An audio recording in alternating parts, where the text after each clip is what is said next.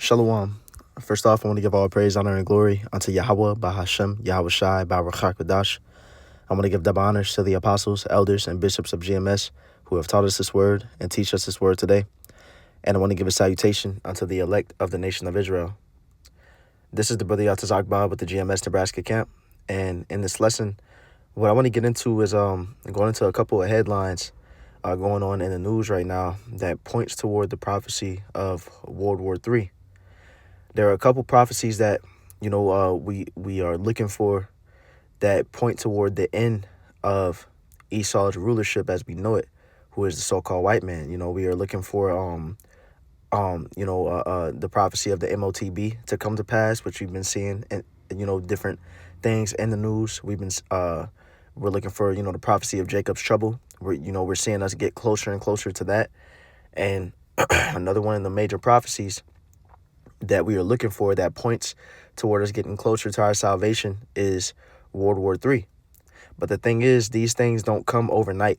It's not like there's just going to be, this one event and then World War III happens and then boom, we out of here. There's a process of events that have to happen. There's different, relationships that have to be set up, different, things that the Lord is setting up through the spirit of pitting these leaders of these different nations against each other, that is ultimately going to lead to these prophecies coming to pass. When we read in 2nd Ezra chapter 4 and verse 37, it says, "By measure hath he measured the times, and by number hath he numbered the times, and he doth not move nor stir them until the said measure be fulfilled."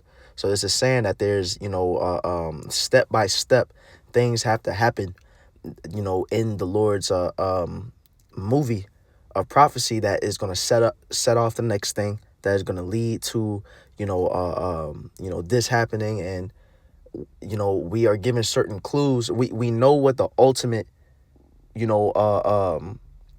events are, but we look in the news and we see certain clues that are, leading us toward those different prophetical checkpoints. And I want to get into that a bit today with these couple of articles, so we're going to, start off with this first article here, which says, this is from yahoo.com. It says, Russia open to sending hypersonic missiles.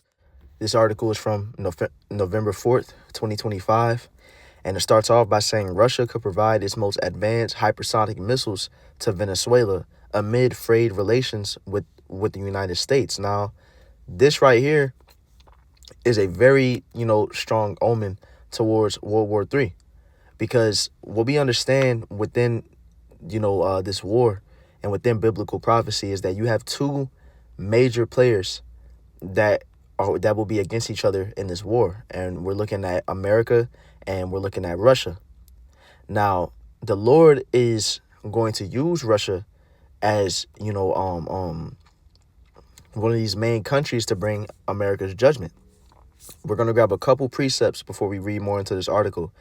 First, we're going to get Ezekiel chapter 38, verse 2, which says, "Son of man, set thy face against Gog, the land of Magog, the chief prince of Meshech and Tubal, and prophesy against him." And so this Gog that is speaking about here is going into Russia. And we're about to go into a prophecy that, that is set up, about Russia.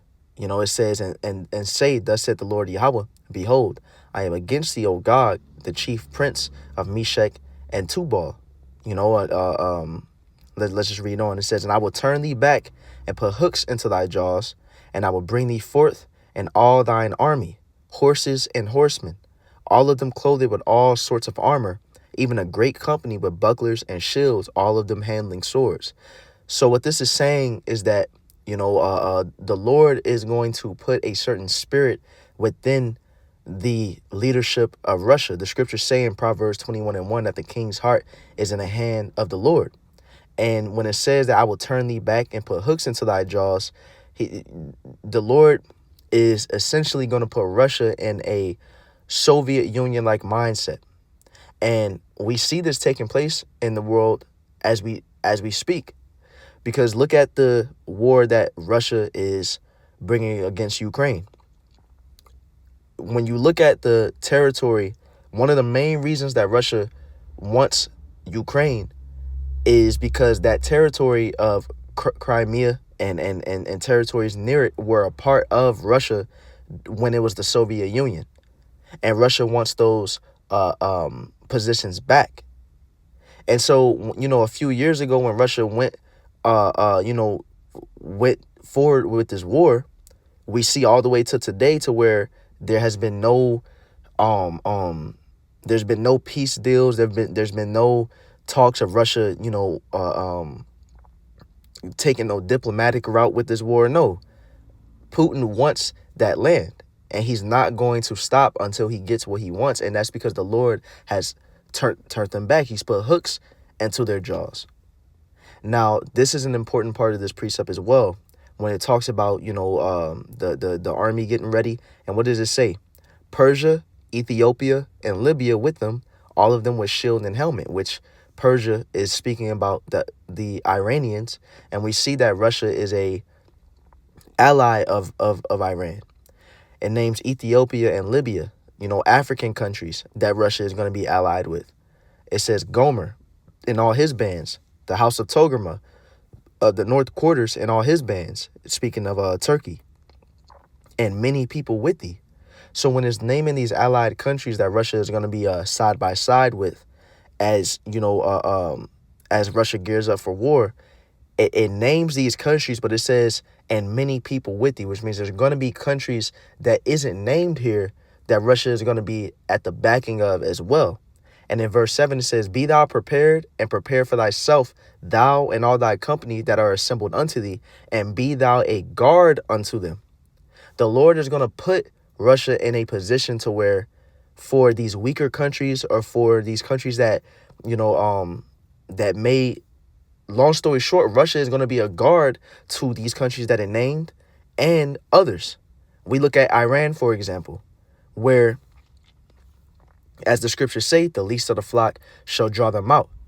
And we see World War III brewing in the Middle East, because the least of the flock is drawing them out. We see that country, Israel, which is ruled by those Amalekites today.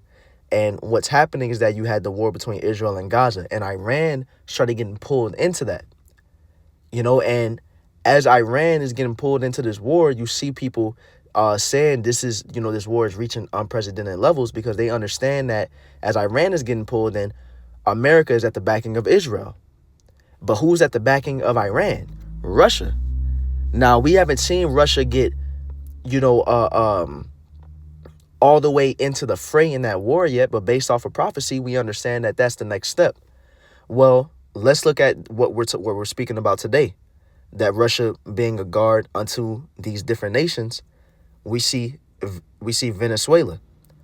Russia, let's go back to the article. Russia open to sending hypersonic missiles to Venezuela amid frayed relations with the United States.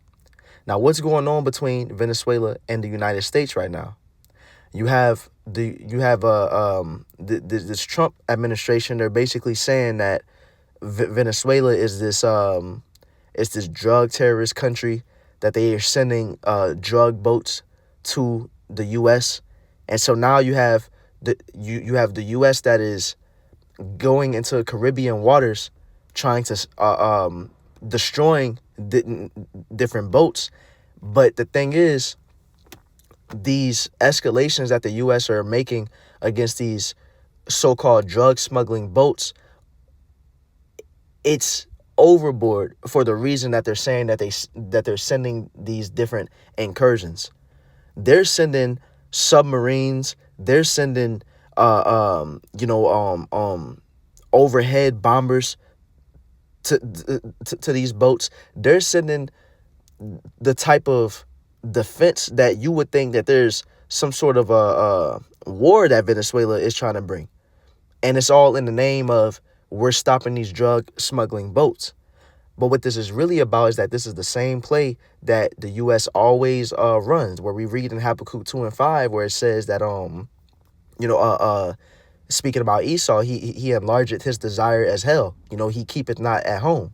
We see that the U.S. is always going into these different countries trying to get their resources, trying to get their hands within the leader of that country and make sure that they're on the U.S. side.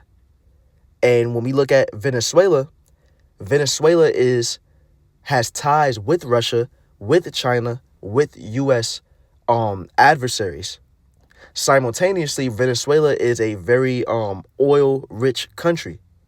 So it's in U.S. best interest to go into that country and say one thing, that it's about drugs, that it's about, terrorists and these different things. And the whole time, what the U.S. is trying to do is the same play that they did with the whole weapons of mass destruction thing, where it was about resources. It was about making sure that they had control over this country. But it's going to backfire. So let's read on in this article. It says the Kremlin claims the Orishnik missile is impossible to intercept. It can carry conventional and nuclear warheads. Alexei Zhora, I don't know how to say that, the deputy chairman of Russia's Parliamentary Defense Committee warned that the Americans may be in for some surprises as he opened the door to a weapons transfer to Venezuela. I see no obstacles to supplying a friendly country with new developments such as the Orishnik, or let's say the well-proven Caliber missiles. So what we're saying is that as the U.S. is encroaching on Venezuela, putting their different troops and weapons of war in Caribbean waters, Russia is coming in and they're like, you know what? While you doing that, we see the play that you're doing. So we're going to give Venezuela weapons. We're going to come to their aid. We're going to come to their defense the same way that the U.S. is going and helping Israel. Well, Russia is being a guard to Venezuela. Simultaneously, let me see before we read more of this article here. We see, and from this article, the MiamiHerald.com, it says China backs Venezuela. Trump hints Maduro's end is near as tensions escalate. So there's clear sides being taken. We see China is on Venezuela's side, but Trump at the same time is threatening that there's going to be an escalation. Trump is threatening that Maduro's regime needs to either fall or there has to be some sort of change. But what he's doing is exacerbating tensions of war. And at the end of the day, it's all prophetic. Let's go to Slovakia. Let's go to Isaiah chapter 9, verse 5 real fast. We're going to grab a couple precepts before we read more of these articles. It says, for every battle of the warrior is with confused noise and garments rolled in blood, but this shall be with burning and fuel of fire. Because the type of war that we're going into, we see within the first article that we read that there's being missiles sent to Venezuela. That's what the scripture is speaking about, that this war that we're coming into, this World War III, isn't going to be your conventional you're going to have troops on the ground, but this ain't going to be like war in ancient times where you had men in the field fighting heads up against each other. This is going to be with these new weapons of war, these different drones and missiles, and ultimately these ICBMs. And this war is going to lead to America's downfall. Because at the peak of it, when we go to Isaiah 13 and 17, it says, behold, I will stir up the Medes against them. The Medes are speaking about Russia. And who is Russia going to be stirred up against? In this chapter is speaking about Babylon the Great, which is America. As we read on, that's going to be made clear. It says, behold, I will stir up the Medes against them, which shall not regard silver, and as for gold, they shall not delight in it. Which is saying that Russia isn't going to be in a diplomatic state of mind. There's not going to be no type of trade agreement that can be made. There's not going to be no type of peace talk that can be made where Russia is going to chill and make peace with the U.S. No, it's going to be war or nothing. And so when we read on, it says, their bows also shall dash the young men to pieces, and they shall have no pity on the fruit of the womb. Their eyes shall not spare children. What are those bows speaking about? That's speaking about missiles. Because when you shoot a missile and it lands on whatever city, look at Hiroshima and Nagasaki, for example, as our only examples in the world of nuclear combat so far. When that missile hit in them cities, Everybody that was in that blast radius was affected by it. Men, women, children, pregnant, elderly. It didn't matter. And the same thing is going to happen with these missiles that Russia is going to shoot over here. And the scriptures say that all ye that bend the bow shoot at her, spare no arrows. So there's going to, all these different countries in the world eventually are going to turn their eye on Babylon the Great and have an evil eye toward it and shoot their missiles. But right now we're speaking about Russia, just staying within context. It says, in Babylon, the glory of kingdoms, the beauty of the Chaldees' excellency shall be as when the Most High overthrew Sodom and Gomorrah. Now, this is how we know this is speaking about America and not, actual Babylon, not ancient Babylon, because it says that Babylon, the glory of kingdoms, it should be as when the Most High overthrew Sodom and Gomorrah, which was destroyed by fire and brimstone. And to this day, Sodom and Gomorrah stands as a monument and still destroyed. It's still a no man's land. But Babylon, which today is Iraq, people are living there today. In verse 20, it says, it shall never be inhabited, neither shall it be dwelt in from generation to generation. But people are in Iraq today. So that means that, ancient Babylon didn't fulfill this prophecy. It's going to be America that fulfills this prophecy, because there's going to be so many missiles shot over here that it's going to be wiped out. It's going to be a desert land. After the years and years of burning from all that, from all that fuel, from the missiles, from all that destruction that's going to be over here, that lake of fire. So let's read on real fast.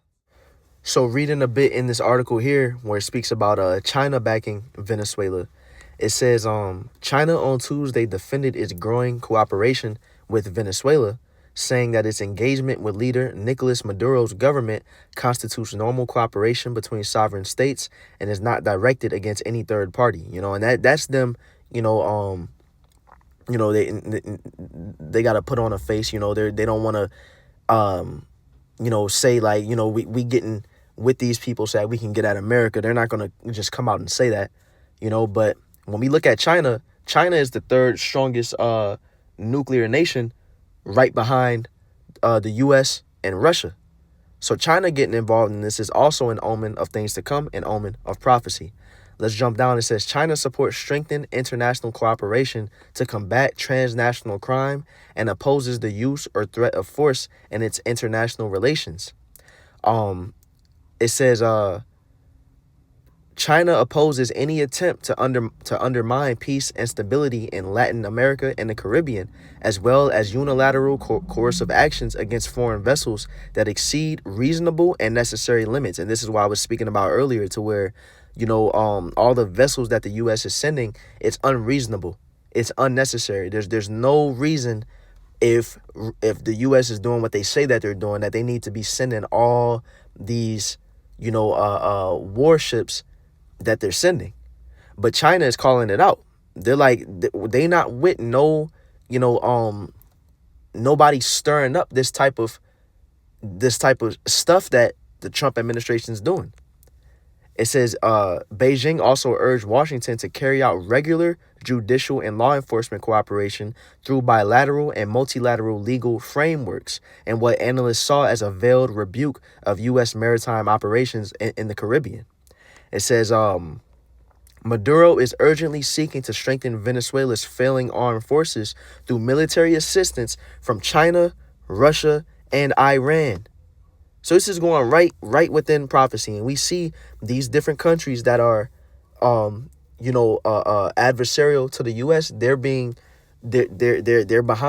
they're backing Venezuela, and the U.S. is getting this. I don't want to call it a war, but there's tensions rising there. So let's see here. Let's read a couple more paragraphs in this one where it talks about Russia sending hypersonic missiles to Venezuela. It says, it is understood Nicolas Maduro, the Venezuelan president, reached out to Putin personally to plead for military assistance amid increased U.S. military presence in the Caribbean. So, hey, it's being clear that, Venezuela has picked a side. There's these relations between Venezuela and Russia have been going on for a while now, but he's openly calling for help from Russia, as well as to China and Iran to help military uh, capabilities to expand their ties.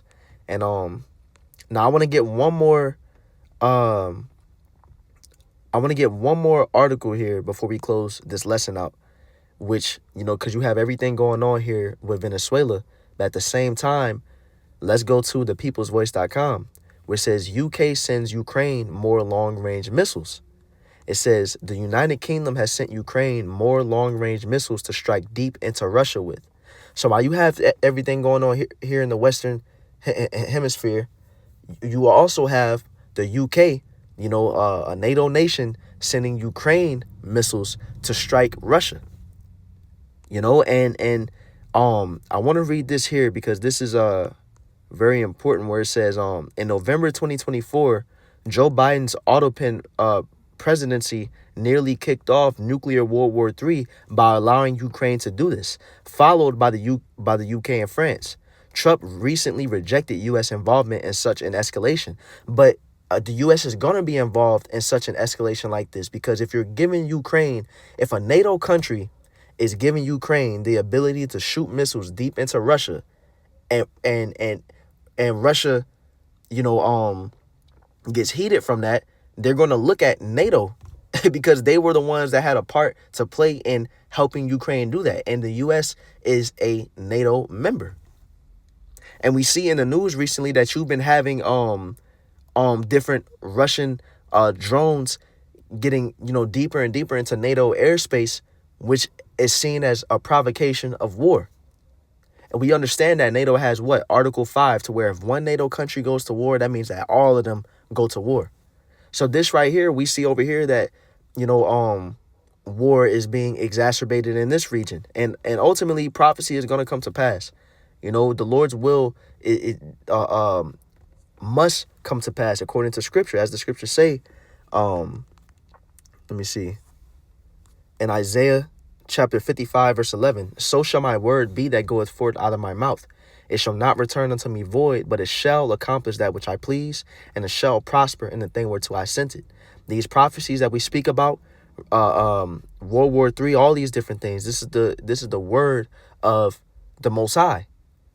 These scriptures that we read is the Lord's will, and his will is not going to go out void. His word is not going to go out void. And if the Lord has spoken, it's going to happen. It's going to prosper in the thing where the Lord sent it. And I'm going to grab one more precept and we'll close the lesson out. 2nd Ezra chapter 9, verse 5, which says, for like as all that is made in the world had a beginning and an end, and the end is manifest. The end of what? The end of Esau's rulership is being made manifest. That word manifest means to make clear, to make evident, to make, openly understood.